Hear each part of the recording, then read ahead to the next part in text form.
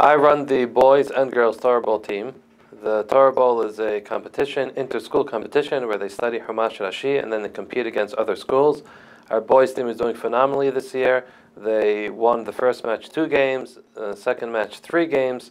They're really earning the respect and admiration of other schools, and it's really boosting their spirits as well as their scholarship. The girls team got off to a rough start, but the last match, a group of girls from the honors, 11th grade honors class, really came together and they worked beautifully as a team to win a competition, and it really created a great bond between all of them. So I work with 2 different clubs. I work with the chess club and I do the stock market club, and both clubs are activities where students can engage and compete with other schools. The chess club is a club that allows students to stimulate their minds and challenge themselves to learn how to play chess and accelerate their skills in chess, and they get competitive with other schools, and they travel to schools including Flatbush, North Shore, Hank, Ramaz. The stock market club is a club that's even more widespread because it's a club where they don't only compete against yeshivas, but they also compete against other schools throughout the tri-state area, including public schools and other private schools. And they get very competitive because every day they actually see their rankings change. So it's a constant competition where they actually see how they're improving and how they're, motivating themselves to try to accelerate in going forward with the stock market challenge. I'm Mrs. Greenberg, and I'm the faculty supervisor for the Art Appreciation Club. This club helps students who are interested in learning about art and art history. We have about 25 students this semester, and so far this year we visited 2 museums, the Metropolitan Museum of Art and the Frick Collection, where the students were so interested and actively engaged and made wonderful observations of the paintings that they were looking at. I think this club is fabulous because it really gives the students an opportunity to visit museums here in New York City and view great art and take advantage of all that New York City museums have to offer. Another club that I want to tell you about is the art club that's run by Mrs. Dweck, and the students are able to have a more creative outlet at this club. So far this year, they are working on a mural that will be made out of a mosaic of bottle caps. And the students are actively collecting the caps right now and sorting them out by color. And this mural will soon grace the walls of Meg and David. One other very fun project is a giant mobile of colored discs that are being colored right now and strung by our students. These 2 clubs really give a wonderful opportunity for the kids to have both a creative and an intellectual outlet in the arts.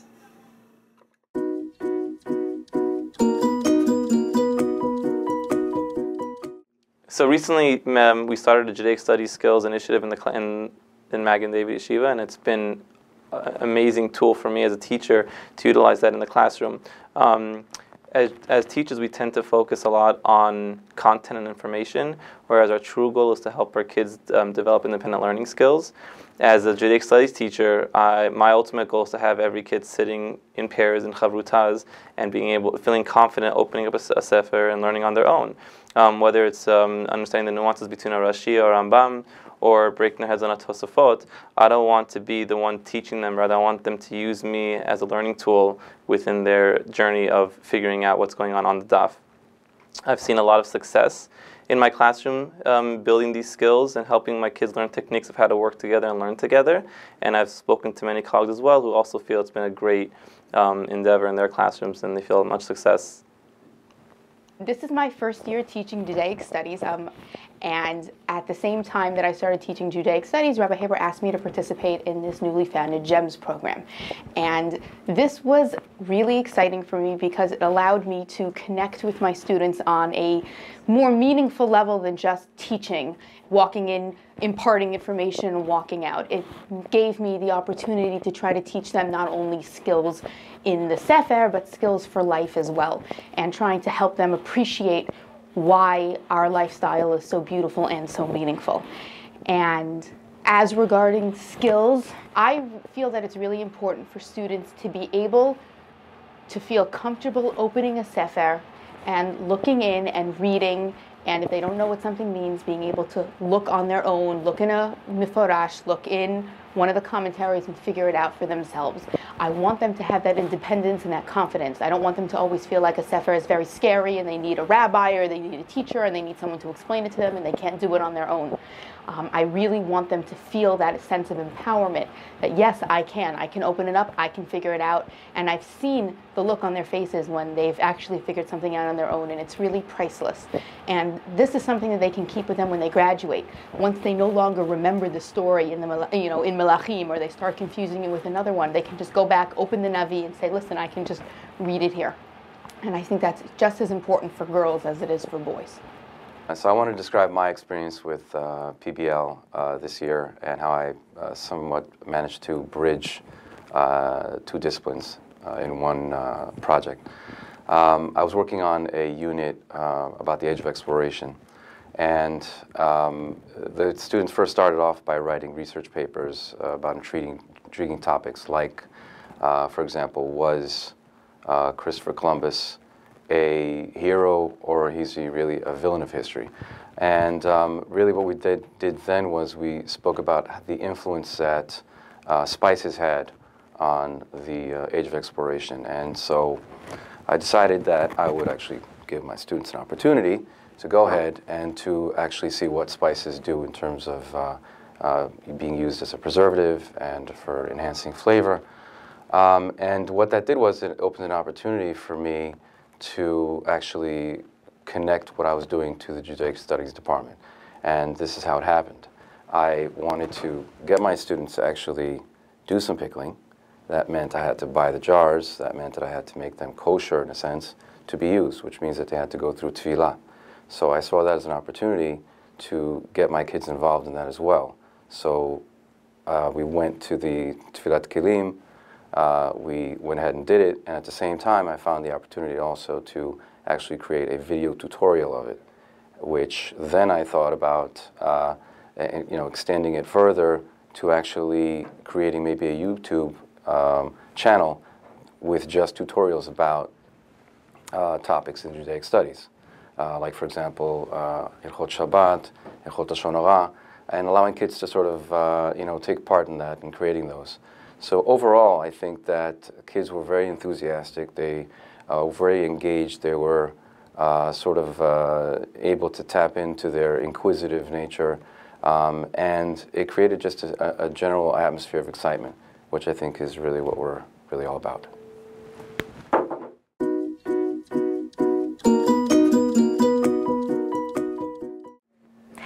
Challenge 2020 with the Scholars programs, which we've expanded to the 9th and 10th grade this year, it allows the students to work on their communication skills, their collaboration skills, and their global citizenship, as well as being involved in current events, where, for example, this topic this year is Ebola and global infectious diseases. So I went with the 9th grade scholars to Manhattan. We went to the ELF company. It stands for Eyes, Lips and Face. I was extremely impressed with the fact that the 9th graders, some of them are interested in business, some of them are interested in completely other things, but they took a real interest in the person who was explaining how business works, how business ethics work, what they expect to see from students as young as 9th grade as what they want to do in the future, in terms of what they're going to need in college, even what characteristics, what traits they're going to need from people, how they're supposed to develop as people so that they're going to end up doing well on interviews and things like that. The students asked a lot of questions but were very interested. It was like a very mature group. I really enjoyed the experience with them. We then went out to eat. Even the way that they hold themselves, the way they talk to other people was a pleasure to see, especially as I might be teaching some of them next year. Very interested in talking to other people, in finding out how other people's lives are, and all different. The questions that they had were really on a very high level, very mature, that they thought about things, thought about life, and I guess this comes from their all-round experience at Magen David.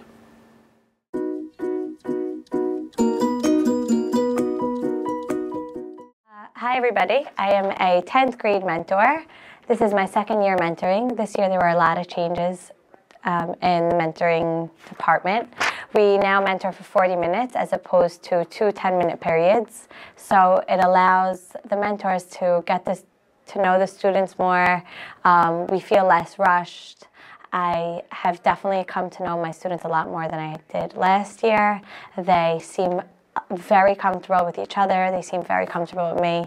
So mentoring has created a bond between the students, and it has also created a very special bond between me and the students. I see them in the hallways now, and I think it's important for the students to know that there's our staff members that are advocating for them. It also has taught me a lot as a teacher. I think I now understand that there are 2 sides to every story, and there are 2 sides to the way things are perceived and understood in my classroom. I don't think that I understood that when students were complaining, oftentimes their complaints are warranted. And I think it allowed me to also help them and myself work more on troubleshooting and coming up with plans and ideas and empowering them and allowing them the opportunity, allowing them to understand that they can be a force of change in the school.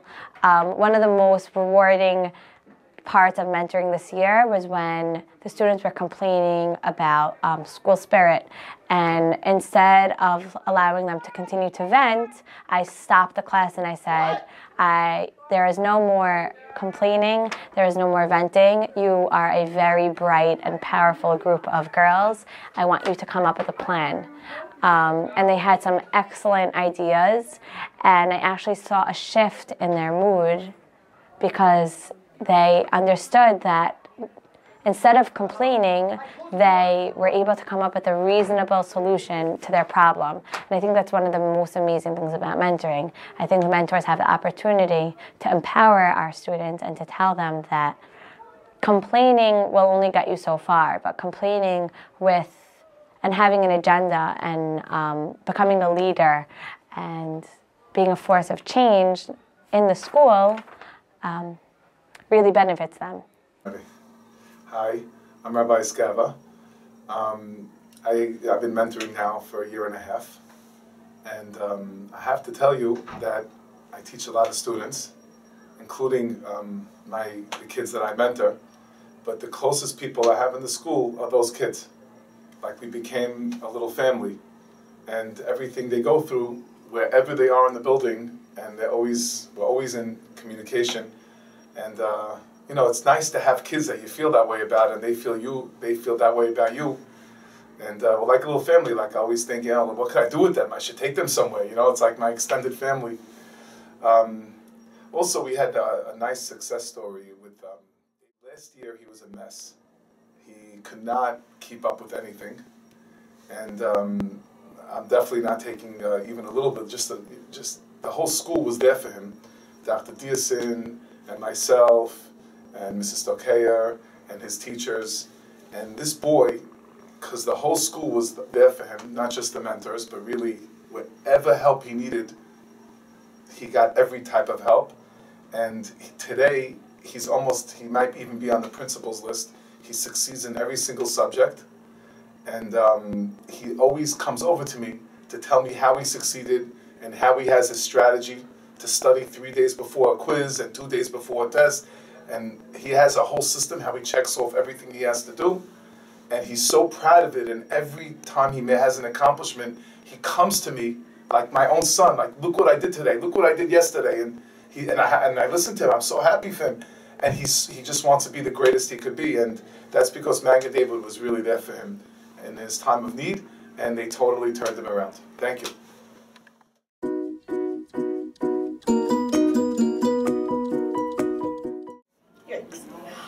I am enjoying using PBL as another method of teaching. PBL is project-based learning. It's problem-based learning. It's passion-based learning. But I would add another. It's pride-based learning. PBL is a technique every teacher can use, especially when guided by Tikva and Naomi. An example of a project that I used PBL for was the ancient river valley civilizations. The students were challenged to think out of the box, but put their artifacts in the box. They filled the box with replicas of artifacts from the Indus River Valley. And what a splendid job they did. For me, PBL is pride-based teaching. The 9th grade students were so proud of their presentations and the subsequent success of their quiz results.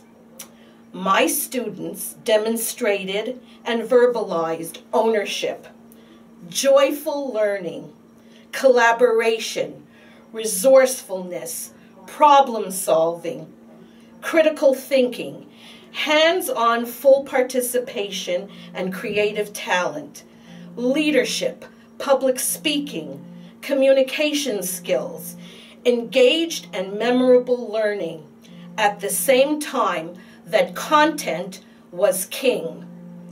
It rules. Wow, could I ever have elicited this result by being the sage on the stage?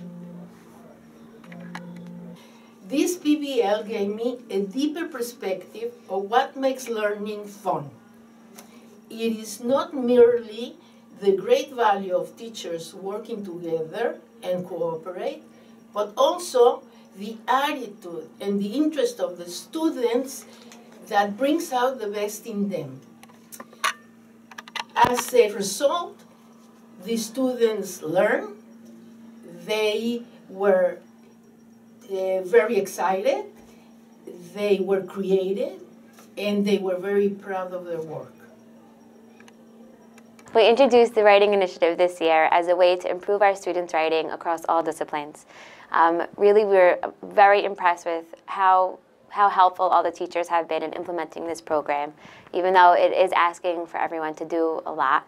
And we are seeing incredible progress. We know that our students are starting to recognize that writing is not just something that they have to do because they're assigned it in English, but it's really a great way for them to communicate their ideas and show that they understand something. So thank you to everybody who's been on board.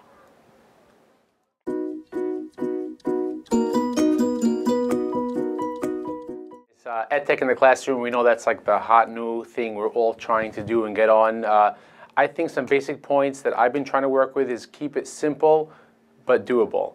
And one of the several things that I've been working on is actually a simple device called the Apple TV. I know our school does not necessarily encourage, meaning have that device readily usable. I actually invested in my own. But the beauty of the Apple TV is that I'm able to use my iPad wirelessly in the classroom while I'm teaching, walking around, mobile. I'm not anchored to a desk. I'm not anchored to the computer. Now, the way I've been using it, and again, in a very simple, hands-on, manageable way, I've been using this fantastic app called Notability. What I do, very useful, especially with a class of weaker students, in my halakha class, for example, when we're learning inside the sefer, I scan a PDF of the pages of the sefer we're going to use. I import it into Notability, and as I'm walking around the room on the iPad, those pages of the PDF are mirrored on the whiteboard, and I'm highlighting and showing out to the guys to follow inside. They can never lose the place, where we are in the sefer, where we're up to. The kids like it. They never feel lost. The weaker kids and the more advanced kids, they always feel like that they're in it. They know exactly where we're at. That's a very good thing. Also, in my Jewish history class, if I give them a piece that we're reading, it's a primary source. It's a little more difficult. I'll import the PDF of that primary source into Notability, and I can walk around. It's a fantastic app. I can highlight, and I can zoom into the key points, and they can always see it on the whiteboard. They can never get lost. Again, it's a very practical, hands-on thing, especially with the weaker students. I think for me, it's an invaluable tool. So technology is, the students are surrounded by technology today. It's all they want to do, it's all they're interested in, it comes natural to them. So one of the tools that I've been using in my classroom is Google Presentation. Google Presentation basically is creating a PowerPoint, a slideshow of information that you researched. So here, for example, in my class, the benefits of using the presentation is that the students are very engaged. It's very interactive. They're on the computer and they're working. It's collaborative, so they can either work together in groups, they can do it individually, and they can view it all at the same time. They can work on it simultaneously. In presentation, they are able to capitalize on modern media, meaning they can use in their slides, they can use text, they can use photos, they can use video, they can use audio. There's just so many ways to be creative. It's great for differentiated learning because whether you are good at reading but you want to put it into artwork or creative, so it really touches every kind of a student. What they do on the presentation is they can do research, and it allows them, when they're creating the slide, to summarize key points, to highlight salient information, to sift through much information and make it into less information. And it adds value. It adds a lot of value to their research. And even if they want to lecture, it gives them a focus of where they're coming from. For example, here is a slideshow that they put together where each group is given 4 or 5 slides, and they put all their research into certain slides. It's good for every subject. You could use it in English, you could use it in history, you can use it in math, you can use it in science, in Judaic studies. Really, it's good for every subject, all ages, and really it's preparing them for the world, because as adults they can use this, in medical profession, in business meetings, in college, in any kind of profession they're going to go into. This will be helpful. So it's a great EdTech tool, Google Presentation. I recommend it highly. Thanks.